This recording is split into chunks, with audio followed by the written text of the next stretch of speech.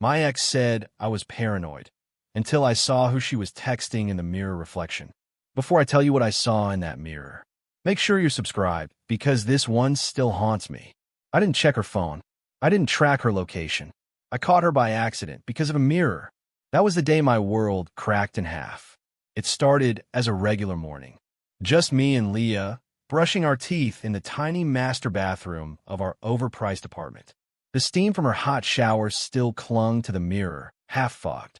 I was wiping it down lazily, and she stood next to me, scrolling her phone with this stupid little smile on her face.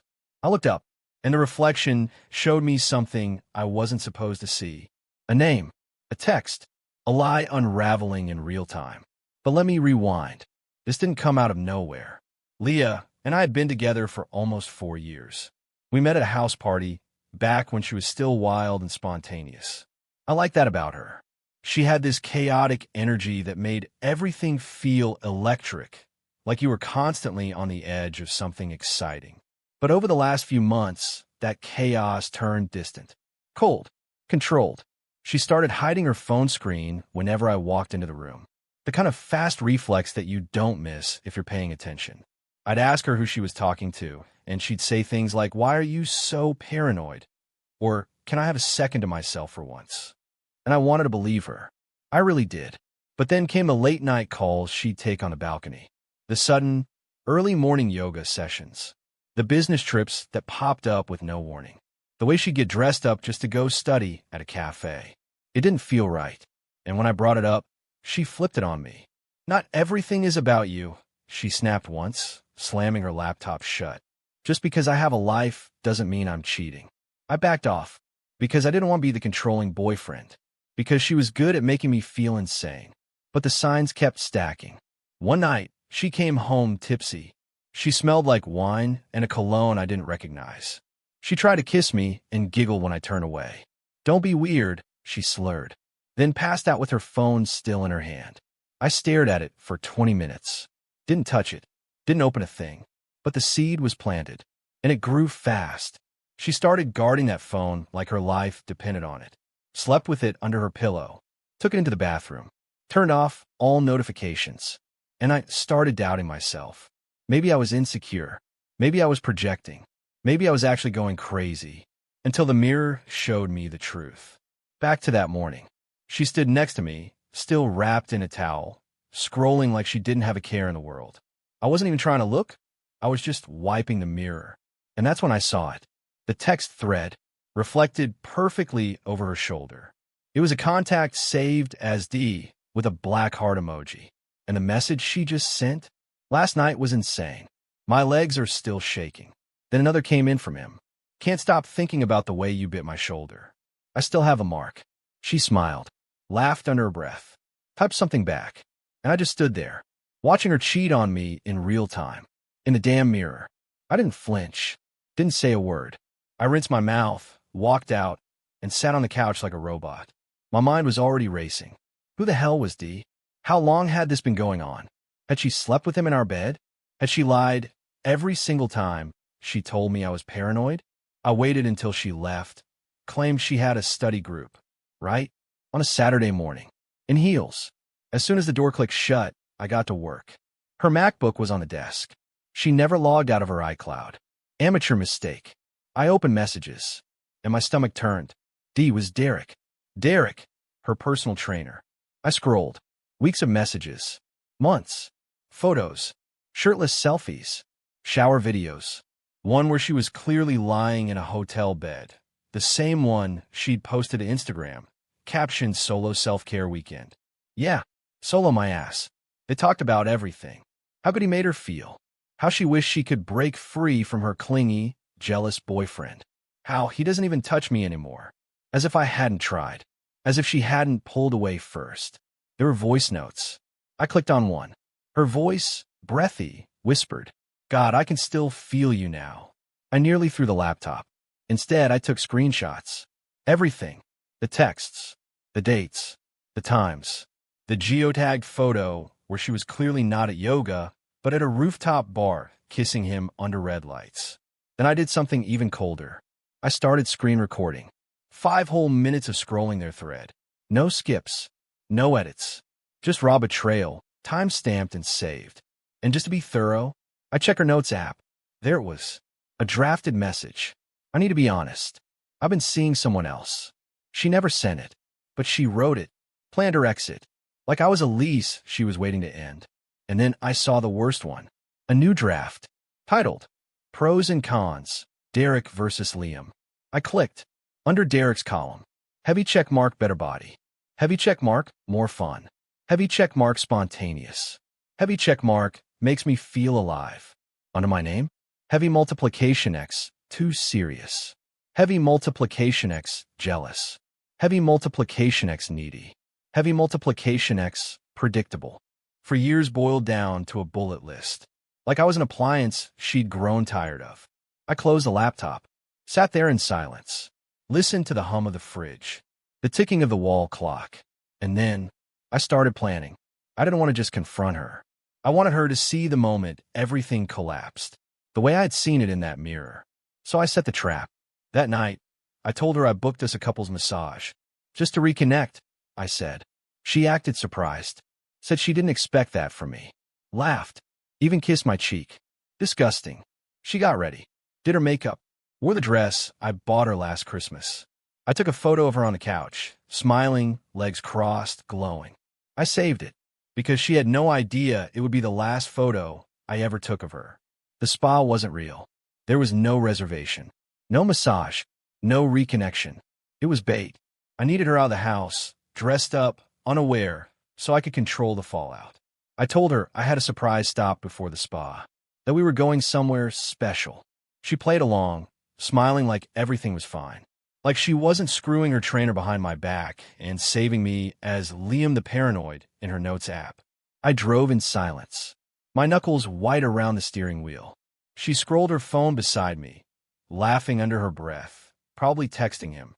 I pulled into the parking lot of the rooftop bar where I knew she'd taken Derek. She looked confused. I thought this was a spa night. I turned to her and smiled. Change of plans. She stepped out hesitantly. I led her upstairs. The hostess recognized her immediately. Back so soon? She asked cheerfully. Leah's face went pale. I said nothing, just watched her brain stutter through excuses. We sat at the same corner table where she'd once made out with Derek under red neon lighting. I knew because I'd seen the reflection of the bar sign in the background of her photo, the one I screen captured from her iCloud. Now that same red light splashed across her face, but this time it wasn't romantic. It was a spotlight. I pulled out my phone and placed it on the table between us. You know, I said calmly, you're not nearly as clever as you think. She blinked. What are you talking about? I hit play on the screen recording. 5 full minutes of her and Derek's messages playing out in silence. The moans from the voice note. The date stamps. Her solo trip that included a hotel bed in his hand. She didn't say a word, just stared, mouth open, breathing shallow. When the recording ended, I waited. Still nothing. So I added more. I opened a photo of her that I took just before leaving the apartment. That perfect pose picture of her looking gorgeous and smug. And then I showed her the pros and cons list she had written. Her eyes flicked over it. Her mouth trembled. I whispered, so that's what I am to you. Predictable, needy, replaceable. She whispered something. I couldn't hear it. Probably didn't care to. I stood up. By the way, I said quietly, leaning down, the apartment's no longer yours. I spoke with the landlord this morning. Lease is under my name. You'll need to find somewhere else to crash. She shot up. You're kicking me out? I tilted my head. You cheated, Leah. For months. While I cooked dinner. While I paid rent. While I trusted you. Her voice rose. You don't get to. But I was already walking out. People stared. I didn't care. I got in a car. I turned off my phone. I went home. And for the first time in months, I slept. I wish that was the end. But people like Leah, they don't go quietly. The next day, she tried calling 17 times. Left voicemails crying. Sent texts that whiplashed between, I made a mistake, and you're toxic and controlling. Classic. Then came the guilt trip. I was just lost. I never stopped loving you. I was scared of how safe we were. Then, I might be pregnant. That one hit like a truck. I didn't answer. Instead, I called a friend, Tyler, a data engineer who used to help me with phone backups. He walked me through how to access Leah's old backups from the cloud. I had no shame left, no privacy to protect, and I found gold. Hidden folders, videos, voice notes, even deleted texts. Turns out, Leah wasn't just sleeping with Derek. She had also been flirting with another guy on Snapchat, a bartender from the same rooftop bar. The dude who served us drinks the night of the confrontation. I felt sick. One message she sent read, "If only you were the one I lived with." And another, "I need to sneak away from Mr. Paranoia again soon."